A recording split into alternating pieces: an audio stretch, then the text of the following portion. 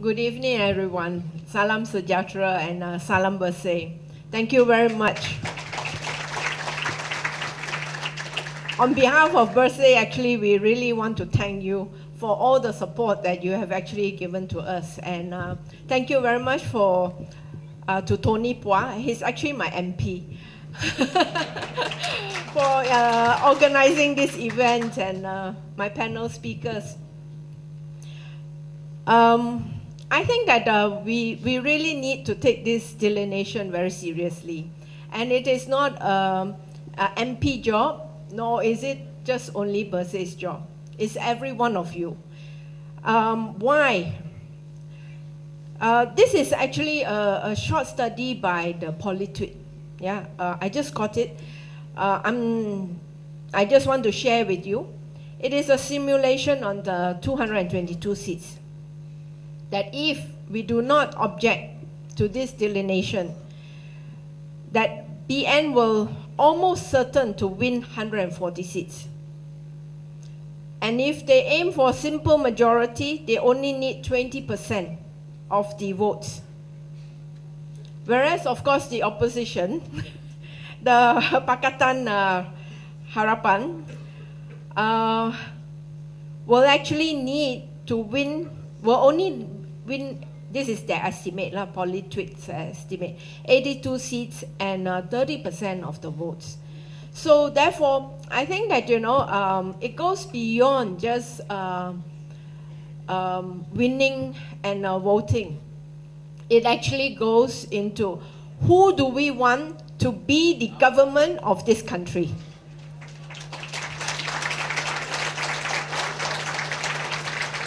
For many years, every elections, EC has actually got away with gerrymandering and malapportionment. And it has come to the stage where we actually don't really know or understand very much in terms of gerrymandering and malapportionment until we actually took up this campaign. And even then, even myself, I'm still trying to figure out all these maps and the cutting of boundaries and local ties and the calculation and all that.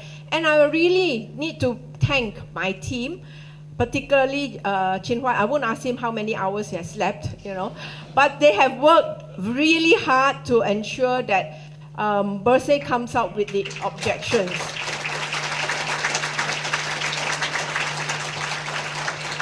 And in fact, to make the task simpler, we have Chin Hua and Thomas, the Bersih treasurer actually, they have actually worked out 536 letters of objection where you can actually go to our website, go into what we call the DART, the Delineation Action Resource Team, and you can actually download some of the letters state by state. We have actually worked out each state some of the possible legal objections that you can make, and you just copy the letter. And we try to make it more easy for everyone to be able to object. So even if you are the top 3 who is going to answer the questions, even if you do not understand the legal argument and all that, just read the letter, okay? But our experience is that the EC will actually stop you from bringing in a lawyer, and that was what happened to us in Sarawak. But this time around in Semenanjung, because we have a whole team of lawyers together with the Bar Council, we are actually going to insist that lawyers accompany the objection to actually go into the inquiry. So don't worry, we are behind you. So, so what is really happening in this delineation? A few things that they have been doing. It didn't just start with the EC announcing the delineation. Okay, this is just the official announcement. But they did a backdoor delineation, which was actually explained by Kian Ming, where they already transferred 118,000 over voters all over the country.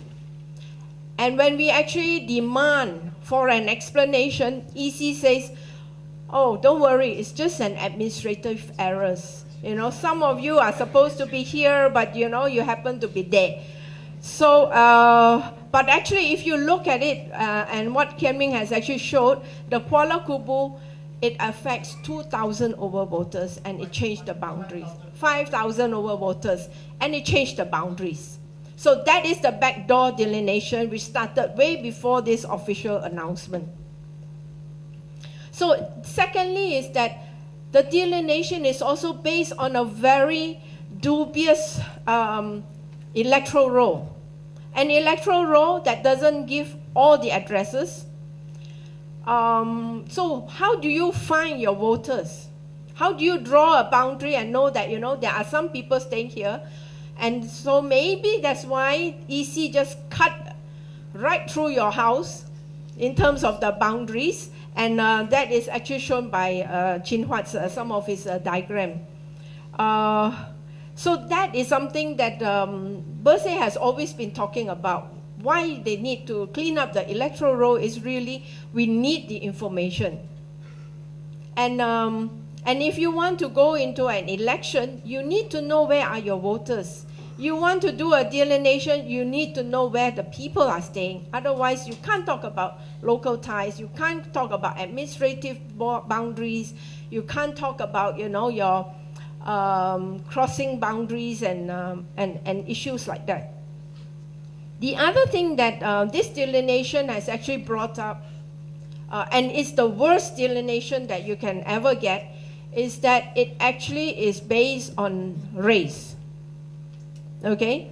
And if you look at some of the comments that have been made by the former election commissioner, Rashid, he actually admitted that he actually did the delineation based on geographic and racial composition. Okay? And this was also supported by the Malacca chief minister, who actually says that, why don't you delineate it according to race so that, you know, we ensure Barisan Nasional remains in power. And that is so openly said out with no shame. Doesn't even know that that statement actually violates our constitution. And that is the kind of leaders that we have. And that's why it's important that we actually control the vote that we want to have and decide who the next government is.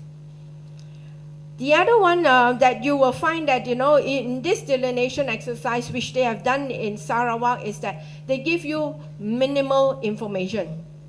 What we found in Sarawak was the map you can't even read. You don't even know where the boundaries cut, the landmass and so forth. You also get very little information in terms of the polling station. Some of the polling stations don't even exist in the maps. So that kind of information is not enough. It's not enough for anyone to object. But given the limitation, or EC's limitation, we have to actually object.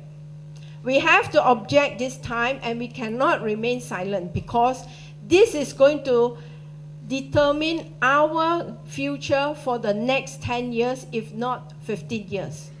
Because the delineation takes a long time. The next delineation, as pointed out, takes 8 years.